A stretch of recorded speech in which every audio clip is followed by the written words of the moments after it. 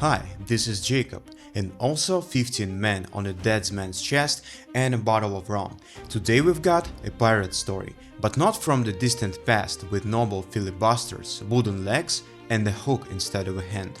I'll tell you about a much dirtier and far less romantic side of maritime robbery. It's the early 21st century. The internet and satellite navigation already exist, and every country has dozens of heavily armed warships. But at the same time, off the coast of Somalia, some brave, barely literate dudes on dirt ship skiffs were boarding tankers en masse and making hundreds of thousands of dollars from it, and nobody could stop them. Somali pirates suddenly burst onto the global news agenda in the late 2000s.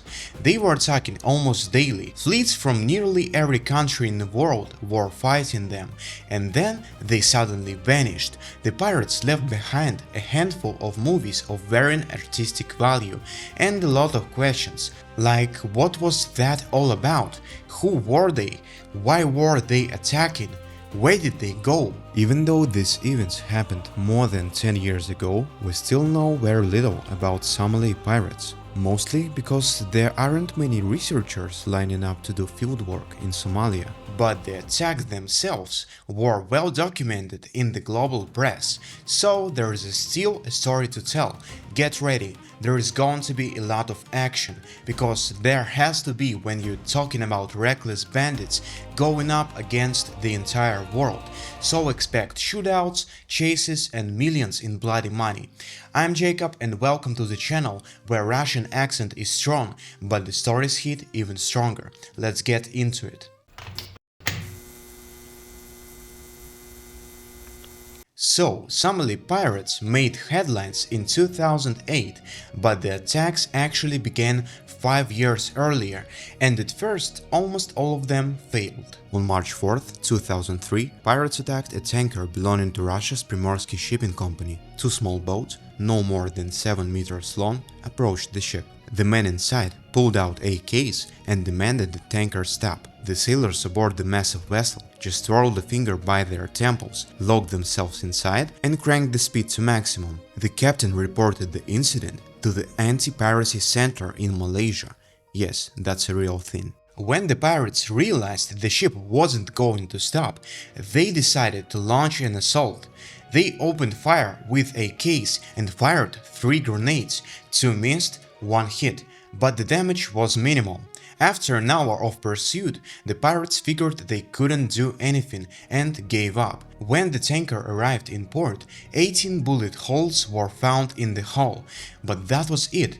No one on the crew was hurt. 2 years later, a new report came into the Anti-Piracy Center. In the Gulf of Aden, 20 Somalis hijacked a fishing vessel and demanded $800,000 for the crew's lives. This was the first recorded successful hijacking. Maybe it worked because instead of going after a huge tanker, they chose simple fishermen. Either way, they didn't get to enjoy their success for long. The next day, instead of ransom money, a British aircraft carrier, a destroyer and the US Coast Guard cutter arrived. They calmly boarded the ship and arrested all 12 Somalis without a single shot fired. But the pirates didn't stop. 6 months later, about 130 kilometers off the Somali coast, several boats began chasing a large cruise liner. The ship had no plans to stop, so the pirates opened fire. And attacking a passenger ship is a much bigger deal than going after a tanker. They didn't stop at rifles either, and fired a grenade launcher for good measure. In response, the ship's crew used a sonic cannon. Sound harmless, but trust me, you wouldn't want to be hit with it. Basically, the cannon kept the pirates at a safe distance, and the liner sent out an SOS and sped off into open sea. They got lucky. The pirates tried to catch up for a while, but the cannon kept them from getting close. There were 300 people on board, by the way. It could have turned into a massive international scandal. Starting in 2005, pirates' attacks began to rise sharply. There were 23 attempts, most of which failed. In 2006, Somali pirates clashed with the US Navy. This was the first naval battle of the 21st century, well, if you can call it a battle. The two US warships spotted a suspicious vessel 25 miles off the Somali coast, being trailed by two motorboats. They ordered the ship to stop for inspection. In response, the pirates opened fire. The Americans didn't hesitate. They shredded the pirates with a heavy machine gun. The ship turned into Swiss cheese, caught fire and sank. One of the Somalis was killed. They found a grenade launcher and several Kalashnikovs on them. Another 6 months later, the first casualties among sailors appeared. The pirates stormed the Chinese fishing vessel. When the owners refused to pay, the Somalis shot one of the sailors. It became clear that the situation was escalating. The UN was urged to create an international naval task force to fight piracy off the coast of Somalia. And while the UN was discussing it, something completely unbelievable happened. The Somalis captured a North Korean ship, and it didn't even happen at sea. For some reason, and don't ask why, the North Koreans sailed straight into a Somali port, and that was it. Somalian dudes with rifles boarded the ship, and boom, game over. The most the captain managed to do was to report the attack over the radio, and suddenly an American destroyer set off to help them. Yes, the Americans went to help the North Koreans escape captivity, but while the destroyer was on its way, the captured crew suddenly attacked the pirates in hand-to-hand combat and managed to take a couple of their AKs. A fierce shootout broke out on the ship. When American Marines stormed the vessel, 2 pirates were killed. Several were wounded, and the Koreans also had injuries, but no fatalities. Probably never in history had North Korean media praised the USA as much as after the battle with the pirates. Pyongyang warmly thanked the Americans for their help and expressed great satisfaction with the successful American-North Korean cooperation. The next time Somali pirates hit the news was in February 2007, after a successful attack on a cargo ship working for the World Food Program. The ship was empty. It was returning home after delivering 1,800 tons of food for starving people in Africa. Then one of the WFP officials stated that actually over the past year this was already the 4th case of UN ships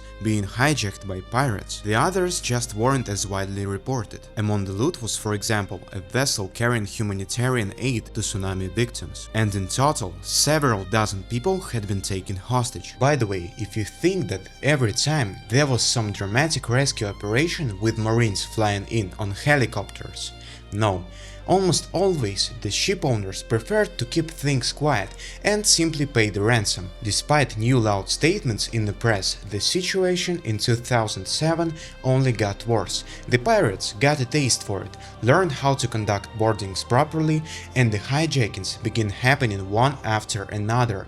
And while the world was trying to figure out what to do with all this, let's look at how it even happened that Somalia decided to revive the good old traditions of the 17th century and go rob galleons. So, what was Somalia like in the early 2000s? It was a country, or rather a territory, with a never-ending civil war. In the early 1990s, dictator Said Barre was overthrown, and since then, peace never really came. Over 15 years, there were only 6 or 7 relatively peaceful months. In 2006, when power was taken by the so-called Islamic Courts Union. Courts, literally, they really tried to impose Sharia. Believe it or not, things actually became almost peaceful in Somalia. Trash finally started being cleaned from the streets. The airport reopened. Sure, they were harsh and fanatical guys, but they genuinely fought piracy. But then they were overthrown too, and Somalia plunged into pure bandit anarchy. However, the pirates did not consider themselves criminals. Moreover, at the beginning they weren't. The first Somali pirates usually came from fishing families, and they went out to sea not to rob caravans, but to catch fish. But then Somalia just turned into a complete ass. Along with it came the collapse of government. For a country, that means there is basically no one left to protect it, especially its waters. Before, Somalia had a small navy, a gift from the Soviet Union, but after the dictator was overthrown, all the sailors fled. and the ships disappeared somewhere. Other countries quickly took advantage of this situation. The point is, the waters near Somalia are very rich in fish, so fishing ships from all sorts of countries began freely entering the area, because no one was guarding these waters anyway, so why not take advantage of it? But it wasn't just that there was no protection, there were also no laws, which meant you could use banned fishing methods. The most destructive one was bottom trawling, when a giant net drags along the seafloor and scoops up everything in its path. A net with very small mesh banned almost everywhere. Technically, it was banned in Somalia too, but who was going to check? There were fewer and fewer fish near the coast.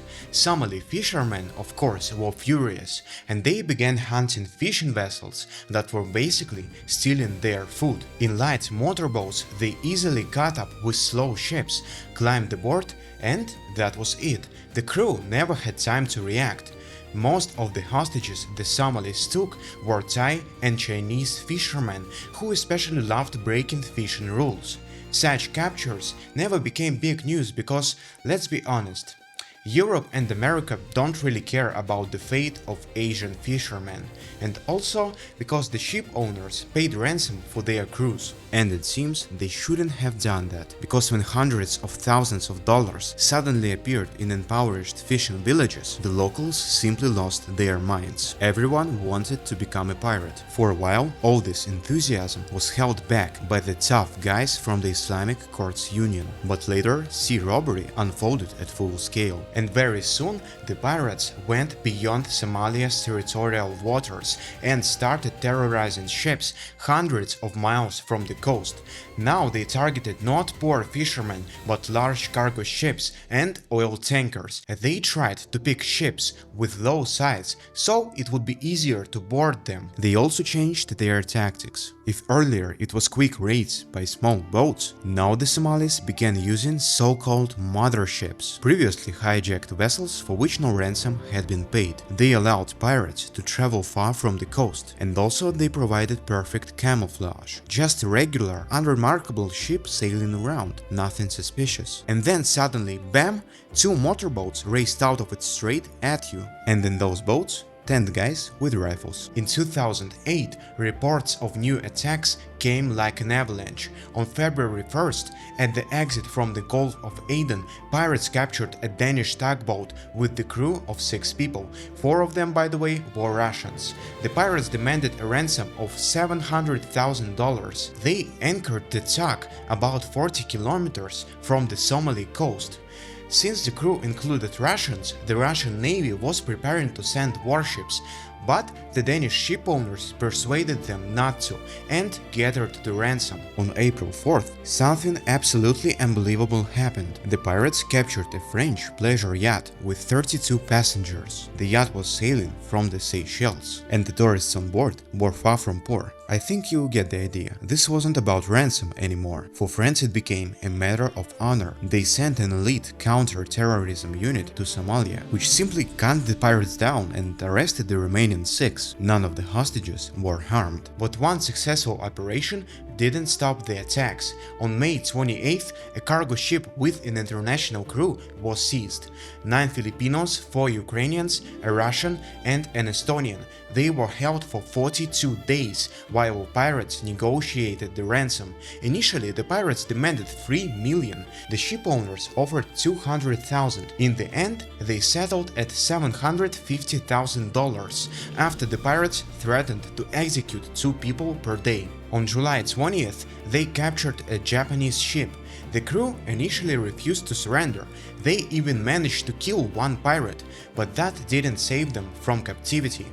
To make the hostages easier to guard, they were moved to shore, and the ransom wasn't paid until late September. By this point, Somali piracy was experiencing its own little golden age. In 2008, pirates carried out 114 successful attacks and a couple hundred failed ones. They were literally terrorizing the sea for hundreds of miles around. Yes, they usually didn't kill hostages, but the living conditions were, to put it mildly, kinda shitty. The captain of Nigerian ship who also spent time as a hostage, reported that during the 10 months while ransom was gathered, the sailors suffered humiliation, abuse, and lived every day between life and death. In August 2008 alone, the Somalis captured about a dozen large tankers flying flags of various countries. They seized a German ship with a crew of 13. In the end, the owner paid nearly $1.5 million and then demanded from the world community an immediate invasion of Somalia and destruction of the pirates. But instead of a military operation, Somalia delivered a new hijacking, a massive chemical tanker of which the pirates received a record 2 million. It seemed there were no limit to their audacity and impunity. A month later, they boarded the ship Faina with a mixed Russian-Ukrainian crew. When the Somalis opened the cargo hold, they were stunned. Inside were 30 T-72 tanks, a pile of grenade launchers, and anti-aircraft systems. Where did all this stuff go? The Kenyan government claimed the cargo was for them, but probably not. The tanks were most likely secretly headed to South Sudan in violation of arms restrictions. Probably for this reason the negotiations dragged on. The crew sat in captivity for more than a year in constantly worsening conditions. After 12 months, the ship's captain appeared on television. He reported that the ship had run out of drinking water and the sailors had started drinking technical water. They were being kept in tiny cabins of 12 square meters at a temperature of 46 degrees. Their psychological condition was severe. This appeal finally moved the negotiations of that center, and another month later the sailors were freed. The ransom amounted to $3,200,000. The bags with the money were simply dropped onto the deck from a helicopter. But the hostages' problems did not end there. As soon as the pirates received the money, they could not agree for a long time on how to divide it. The argument lasted 14 hours. Boats of other pirates came up to the ship, having heard about the largest ransom in history, and decided that they had a right to their share. But of course, no one wanted to share. A shootout began. In the Western world, everyone panicked and decided that the pirates were shooting the hostages. But none of the hostages were hurt. Only by late evening did the pirates somehow sort things out among themselves and leave the ship, and the sailors gained their freedom. And now, let's step a bit away from the endless listing of ship captures and return to Somalia to better understand how the pirate business was organized. So, on the fragments of the former state of dictator Barre, several state-like entities arose. In the north, Somaliland and Puntland. In the south, something that called itself the Federal Republic of Somalia. By the late 2000s, both northern provinces insisted on their independence, but then Puntland agreed to consider itself part of Somalia with the status of autonomy. The authorities of all these quasi-states came under pressure from the international community, like, are you the authorities there or what? Why the hell do you have armed gangs preventing serious people from doing business? Sort it out, please. However, it wasn't easy to do this, because piracy for Somalia was not a problem, but part of the local economy. Somalis approached the development of piracy like businessmen. In coastal fishing villages, real exchanges of sea robbery opened. The hardest part of a pirate raid is to gather boats, weapons and people. And now on the shore there were special stands, where pirate captains talked about their plans and invited everyone willing to support them. And it was not even necessary to join the crew yourself. You could just invest. How to invest? Suppose you're not the kind of person to engage in sea robbery. However, your beloved grandfather left you as an inheritance a Soviet RPG-7 grenade launcher. You contact the point person from the ad and, under a written receipt, invest your grenade launcher in the operation. If the attack is successful, then later you will receive about $50,000, $70,000. You could invest anything: boats, assault rifles, pistols, or simply money for the maintenance of hostages and their guards. For example, khat. This is a local Somali drug that pirates would chew for hours on the ship while waiting for ransom. So, a peaceful Somali farmer could invest his khat harvest in the pirate business. In general, it was a very flexible investment system. Naturally, soon, everyone who had at least some money was involved in the business. And who in Somalia had money, local authorities, criminals and entrepreneurs. All of them quickly turned out to be participants in the new local profitable business. So at first, Somali authorities were very reluctant to fight the pirates, because they themselves were partly pirates, but the international community still had some levers of pressure. Somalis could not feed their own population, about 1.5 million residents ate every day only thanks to UN humanitarian aid. So the leaders of all these Somalilands and Puntlands were made to understand that they needed to finally move their asses about the pirates. Otherwise, no food. And in October 2008, they began to stir when the pirates seized another dry cargo ship with 11 crew members and a load of cement. They, as usual, demanded a ransom. But 5 days later, it wasn't wads of cash that fell from the sky, but the Puntland Coast Guard. 2 pirates were shot dead. 10 were taken prisoners, and like what, hooray? But here it's worth noting that the freighter was originally Somali. Probably it was recaptured not because of the fight against piracy, but because the pirates encroached of the property of important people in power. A few days later, the situation repeated. The pirates seized a Korean vessel with a cargo of sugar, but after just a few hours, they were attacked by the Coast Guard of another Somali state, the Federal Republic of Somalia. They shot half of the pirates and took the rest prisoner. But again, things were not clear-cut. The cargo of sugar was bound for Somalia, and it was intended for this very Federal Republic. So it was not really clear what exactly the Somali authorities were doing there, fighting piracy or fighting over money. And the situation became completely comical because both the pirates and those who attacked them called themselves by the same name, the Somali Coast Guard. Why so? Well, because the pirates had once started out as defenders of Somalia's territorial waters against poachers, so all the groups called themselves the Coast Guard, Naval Rapid Reaction Forces, or something of that sort. In reality, they had long gone beyond their territorial waters and were attacking tankers, dry cargo ships and liners, but that did not stop them from continuing to present themselves as the Coast Guard, defenders of the ordinary Somalis. Watching one Somali Coast Guard fight another Somali Coast Guard, the international community quickly lost any illusions that the Somali authorities would be able to solve this problem on their own. Naval forces of the leading countries of the world began to arrive in the region. On November 12, the pirates as usual attacked a merchant vessel. However, a big surprise awaited them. 2 combat helicopters suddenly appeared in the sky, 1 Russian and 1 British. The pirates did not immediately understand what was happening and even tried to board the ship, but fire was opened on them from the helicopters. The result was grim: 3 dead. It really sounds like reckless heroism. Combat helicopters circling overhead, huge frigates on the horizon, and these dudes in their tiny boats going on the attack. Aren't they daredevils? Moreover, 6 days later, an Indian Navy frigate sank a pirate mothership, and again, the pirates amazed everyone. They opened fire on the frigate first. However, even here not everything is so simple. I will talk about the reasons for Somali heroism a little later. On November 28, the pirates almost carried out the biggest hostage-taking operation in their history. They went after the German superliner Astor, which was carrying 600 wealthy tourists. The liner immediately sent out a distress signal, and fortunately for it, a German naval frigate was nearby and went to help at once. This time, the Somalis did not try to be heroes. As soon as they saw the warship on the horizon, they fled. By the way, you can start counting on your fingers the warships of which powers appeared in these dangerous waters. Russia, England, Germany, China, the USA. It would seem that's it.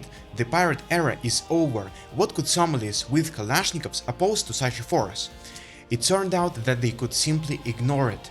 After all, we're talking about an area of ocean of hundreds of thousands of nautical miles. All those fine frigates, despite all their modernity and sophistication, simply could not control such a space, and even when they received distress signals from civilian ships, most of the time they did not manage to help in time. The autumn of 2008, when the maximum number of warships was presented in the region, turned out to be almost the most fruitful time for the pirates, a couple dozen hijacking attempts a day. Reuters news agency reported that during that period 30 ships were taken captive, for which the Somalis received more than $30 million in ransom in total. And on November 15th, the Somalis pulled off, quite possibly, the most insane pirate heist in entire history. Their trophy was a giant Saudi Arabian tanker carrying oil worth $100 million. The pirates realized what kind of treasure they had in their hands and demanded a quarter of its value. In the end, they bargained down to 15 million. When the money bags hit the tanker's deck, another conflict broke out. The details are unknown, but later one pirate was fished out of the water with a bag contained $150,000 in cash, and another 5, along with 3 million, drowned with their boat. After all, when bags of money fall at the feet of not very smart guys with guns, it's very hard for them in such a moment not to shoot each other.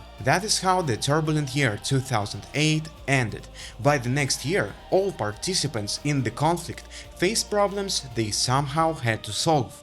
The naval forces of the international community had to figure out how to protect civilian ships from pirates, and the pirates themselves had to figure out how to make money without dying in the process. Very quickly, the naval officers realized that chasing motorboats around the ocean on frigates was idiocy. They explained to the leadership of their countries that the problem of Somali pirates could only be solved if they landed on shore and smashed their bases. But the authorities looked at this option with skepticism. In 1993, US Special Forces had already tried to carry out a special operation in the Somali capital and barely made it out, losing 19 men killed. No one was eager to repeat that experience. So the Navy suggested another idea: convoys, meaning gather all merchant ships together and lead them through dangerous waters under the protection of warships. But here the ship owners themselves objected. Time spent assembling convoys and slowly moving through the Gulf of Aden meant a sharp increase in costs. Companies preferred to risk losing 1 or 2 ships rather than slow down the whole system of global maritime trade. It turned out cheaper, the Navy had no more ideas, and the international community slowly began to realize that the pirate problem could not be solved by force. The pirates, on the other hand, coped with their problems much better. They were constantly evolving. Now they had agents in all the ports of the region who reported which ship was sailing their way and with what cargo. And in 2009, they came up with a new way of recollecting ransom. Many pirate gangs began working through the Somali diaspora, which exists in almost every country in the world. I mean that Somalis in Europe or America would hire serious law firms, and those lawyers would conduct ransom negotiations with the ship owners. The money was handed over to the Somali community, and from there it was transferred to Somalia via their own channels. No more dividing up millions on deck with shooting and brawls. After one such round of negotiations, a ship owner told journalists that he no longer understood who the real pirates were, those guys in motorboats or these pushy gentlemen in London offices. By the way, the main advantage of this new ransom system wasn't even that the pirates stopped killing each other over the loot. It was that only the gang leader now knew how the negotiations were going, which meant he could easily cheat his own men. For example, tell them they had earned 3 times less than they really had. In general, the cleverness of the Somalis greatly worried the international community. The situation with the cargo ship Faina made everyone clench up real tight. That was the very ship with tanks on board. And what if the pirates had decided to sell them? There would have been no shortage of buyers. The only reason it didn't happen was that the pirates still didn't know how to organize such a sale. Strictly speaking, the Somalis didn't really look like the classic pirates of the Golden Age, those dashing guys in tricorn hats with boarding sabers. Traditional pirates would seize the ship and its cargo, sell both, and that was their main income. But the Somalis usually weren't interested in the ship or the cargo. The ransom was enough. But everyone understood that sooner or later they would start trading the loot itself. After all, you can get much more money by selling the cargo from a captured ship than from ransom for the crew. And if they were able to create a pirate stock exchange and figure out how to do business in the capitals of the world, then they would surely figure out how to sell stolen goods as well. And what if next time they grabbed a ship loaded with weapons-grade plutonium or parts for a nuclear reactor? Who would buy such a cargo from pirates, and what would they do with it? There were plenty of reasons for concern, from Washington to the Kremlin. The problem was that no one still understood what exactly to do about it. And the more successful the pirates became, the more difficult questions arose for those who were trying to fight them. In April 2009, the pirates made an unsuccessful attempt to hijack an oil tanker. A Dutch frigate went in pursuit. The Dutch captured the bandits and then simply released them and sent them back to the shore, basically only taking away their rifles. Yeah, real punishment. When the news hit the media, everyone freaked out. US Secretary of State Hillary Clinton said that such actions sent the wrong signal, that pirates themselves did not need to fear being captured because they would just be let go. The signal probably really was the wrong one, but you can also understand the Dutch sailors. Captured pirates became a headache for whoever seized them, because what were they supposed to do with them? Legally, if everything happened in Somali territorial waters, the captured criminals had to be handed over to Somali justice. But Somalia and justice sounded like two incompatible things. Everyone knew that no one there would actually put the pirates on trial. If the attack took place in the international waters, the pirates could be tried in the country whose navy had detained them. But tried for what exactly? Let me explain. The captured pirates are 4 or 5 men in a motorboat in the middle of the sea. So the question, what are you doing here? They answer, we're just sitting here, not touching anyone, fishing. And why does each of you have a Kalashnikov? Well, we're from Somalia, we can't even go out to buy bread there without a gun. Any more questions? Of course not. You can arrest them and bring them to Europe, but then they will just end up staying there to live. Under the laws of almost all civilized countries, you can't deport a person to a place where their life is in clear danger, and in Somalia, everyone's life is in clear danger. So the captured pirates in European courts were not only acquitted, they were effectively legalized. In other words, Navy sailors were basically taking a Somali pirate and transporting him to live in their own country. The pirates were absolutely thrilled with this way of fighting them. And here, let's recall those stories about the incredible heroism of the Somalis, when they supposedly, with just a couple of AKs, dared to take on military frigates. What I mean is that there is a pretty good chance this was just simply a made-up story, so that the pirates in Europe would get a prison sentence, not a residence permit. Anyway, moving on. All through 2009, there were constant attacks. Fortunately, it's not my job to lay out the entire chronology for you, because there were hundreds of incidents. Besides, they were all like carbon copies of each other.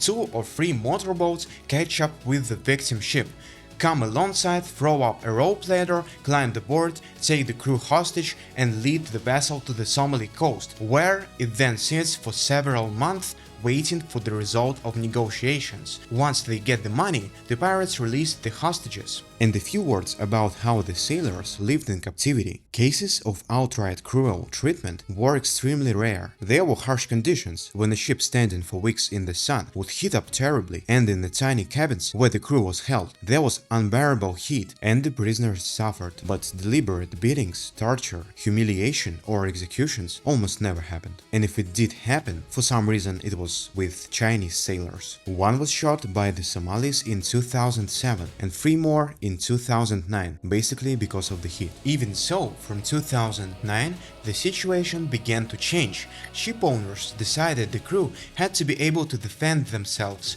Tankers started getting sonic and water cannons, and electrified wire was stretched along the sides. If a pirate tried to climb aboard, he would get a shock and fall into the sea. Manuals were created for crews on how to behave during an attack. Drills were conducted, roles and maneuvers were practiced. The presence of warships in those waters also kept increasing. For example, in 2009, Russia sent ships of the Pacific Fleet to the area, led by a missile cruiser. Other naval powers were also bringing in more and more forces. All those ships still couldn't solve the problem systematically, but now they were more and more often managing to come to the aid of civilian vessels in time. And although I said I wouldn't dwell on the details of new attacks, I can't help but tell you about one more case, at least because it inspired the film Captain Phillips with Tom Hanks in the lead role. This is probably the most famous episode in the history of Somali piracy. Moreover, the film distorted the story quite a bit. The main character, of course, is a brave captain played by Hanks, who saves everyone and helps everyone. But in reality, the actions of the real Richard Phillips raised serious doubts. For example, a month before the ship set sail, the US Maritime Administration recommended not approaching the Somali coast closer than 600 nautical miles. That would have meant a big detour, higher transport costs, and unhappy ship owners. So Captain Phillips ignored the warning and decided to go straight through the dangerous waters. He told the crew it was all nonsense. Pirates could attack 600 miles from the coast or 1,000, and running into them was a matter of chance. If they were lucky, they would pass safely even close to shore. If not, they could be captured anywhere. By the way, there was some logic to that. Actually, in the spring, the pirates set a record by attacking a ship 700 miles from Somalia. Still, this decision would later be thrown in Captain Phillips' face more than once. As you've probably guessed, the crew's luck ran out. On April 8, 2009, 240 miles off the coast, the ship was attacked by a fishing boat with 4 Somalis on board. They managed to get close and climb aboard. But this time, they were met not by a confused crew, but by one prepared to resist. The chief engineer led the crew into the engine room, where they locked themselves in from the inside, and the pirates were unable to break down the door. All this time, the first mate continued to steer the ship, and while the pirates were climbing aboard, the huge tanker crushed their boat like an eggshell. The pirates were just kids, 18-19 years old, and in such situation, they were apparently a bit bewildered. Chaos broke out on the ship, ending with a surprising outcome. The pirates took Captain Phillips hostage, and the sailors captured one of the pirates. The obvious idea of arranging an exchange came up, but here the Somalis turned out to be trickier than the Americans. The sailors released their prisoners, but the pirates didn't. Together with their captive, they climbed down into a lifeboat lowered from the ship and headed for the shore. And what happened next was even more interesting. The lifeboat was intercepted by a US destroyer, and 3 days passed in tense waiting.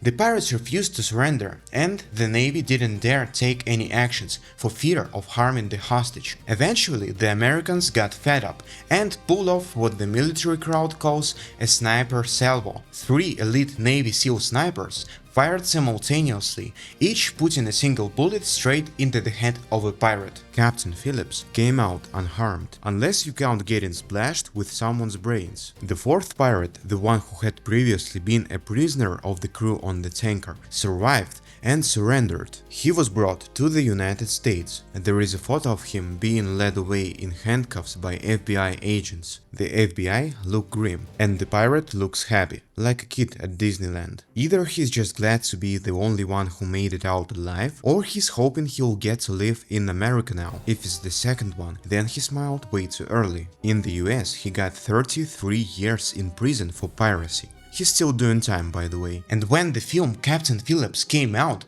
with the main hero of the whole story being, of course, Captain Phillips himself, the crew members were furious. Not only had they ended up in trouble precisely because of him, but during all those events, he'd been more of a burden and the source of problems. And now he was being portrayed as their savior and a hero. The filmmakers had to pay each sailor $5,000 and get them to sign a paper promising not to go around telling everyone how things really happened. Meanwhile, the whole Somali pirate era was basically coming to an end. The international community finally realized that even the world's strongest navies were basically useless here, so they used a new strategy that can be summed up like this: cash beats crime every damn time. On April 23, 2009, major funds promised to allocate more than $250 million to Somalia. This was announced at a special conference, and the president of the Federal Republic of Somalia was so blown away by the amount they named that he delivered a brilliant speech about how from now on it was his duty to fight pirates not only at sea but also on land. Behind the scenes, he explained that earlier he couldn't do anything about the pirates simply because they were much stronger than the government. But now the balance of power would change. From that moment on, being a pirate hunter became much more profitable than being a pirate. Hard times began for the pirates. A significant part of international money went to the authorities of Puntland, the northern Somali state on the shore of the Gulf of Aden, along the busiest trade route. When the Puntland security forces realized how much money was at stake, they started dealing with the piracy very harshly. No negotiations, no trials, all the pirates' bosses were well known, each of them received the message: stop. Those who ignored that message simply got a visit and were killed. Very soon, there were almost no active pirate gangs left in Puntland. Fast and effective, the pirates moved south into the territory of the Federal Republic of Somalia, and although its president was great at making pretty speeches at conferences, he didn't control all of his own country. A significant part of it was held by Islamists fighting the government. Remember at the start of the video I said that back in 2006 the Islamists were fighting piracy? Yeah, forget about that. Those days were long gone. Once piracy revenues reached tens of millions of dollars, the Somali Islamists decided that piracy wasn't such a terrible crime after all, as long as the pirates shared their income with them. Why didn't the international community just give these guys a couple of $100 million to fight piracy? Well, because they were closely linked to Al-Qaeda. So the territory became the last base for Somali pirates, who refused to give up raiding. In fact, they still live there and still carry out attacks on ships. The most recent Somali pirate attack happened quite recently, in December 2023, but it hasn't been part of the global agenda for a long time now, because the Islamists control only a small stretch of coastline, not much room to operate from, and there is hardly anyone left to operate. Some were bought, others were shot, and most simply realized that piracy had become far too dangerous and switched to other activities. One episode from 2010 is especially telling. Pirates captured a Russian oil tanker, but no one was willing to negotiate with them. Instead, Russian special forces stormed the ship. One pirate was killed, and the remaining 10 were put into a lifeboat and released. Seems ordinary enough, except that shortly afterward the boat disappeared from radar. Why? Well, it sank. No one looked into it. Sometime later, the anonymous pirate boss gave a comment claiming that the Russians shot the prisoners, loaded the bodies into the boat, and sent it toward the Somali shore as a warning. And now the pirates were saying that if they ever captured any Russians, they would respond in kind. In reality though, after this incident, they never attacked Russian ships again. Interesting, isn't it? Makes you wonder why. The next year, similar stories started happening with the warships of other countries too. For example, pirates hijacked a chemical tanker sailing under the Maltese flag. A South Korean destroyer showed up and killed 10 pirates. Then pirates seized another tanker. This time an Indian warship arrived and also gunned them all down. Of course, every time the Koreans and Indians told the same amazing tale about how the pirates with their little assault rifles were the ones who opened fire first on their warships, and the Navy had no choice but to mow down these madmen with heavy machine guns. But whatever stories you tell, the meaning is one and the same. Pirates at sea had simply become people you shoot on sight with no courts or trials. Starting in 2011, the number of pirate attacks dropped sharply. By 2013, they had almost completely stopped. Over the whole year, there were just 9 attempted attacks, and every single one of them failed. And the last year, the high-risk zone of the coast of Somalia was officially cancelled. The noisy wave of global pirate fever finally faded away. Somalia disappeared from the headlines, and then came the time to seriously ask, what was that, really? What actual impact did Somalis have on global trade? If you put aside the news hype and emotions and look at the numbers and statistics, the answer is very simple. They had no real impact at all. Throughout those 5 years of pirate mayhem, the volume of world maritime trade kept growing rapidly, from 25 billion tons to 35 billion tons. The waters of Somalia are one of the busiest transport routes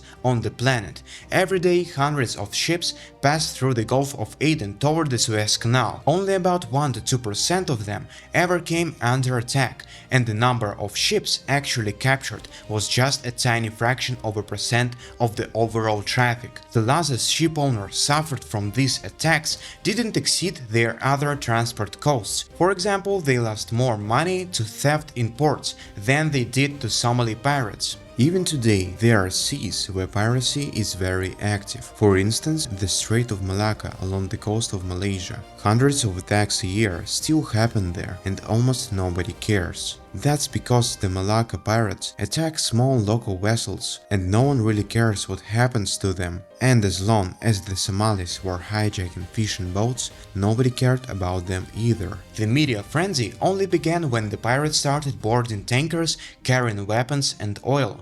And weapons and oil, that's the business of the most serious people in our world. So a bunch of poor Somali fishermen ended up crossing the path of people you really don't want to mess with. Those people, maybe not immediately, but eventually managed to solve the problem.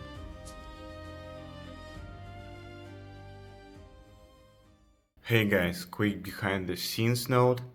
What I wanted to say is that I work on this project alone, and apparently YouTube doesn't understand to whom to show my videos, because my last video only got 23 views in 37 days. Yeah, that's very bad result.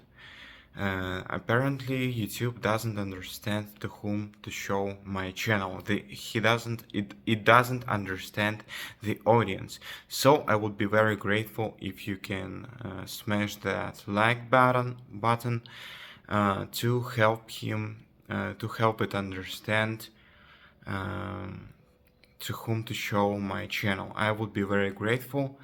And thank you very much for watching this video until the end, and let's meet in another video. Have a nice day.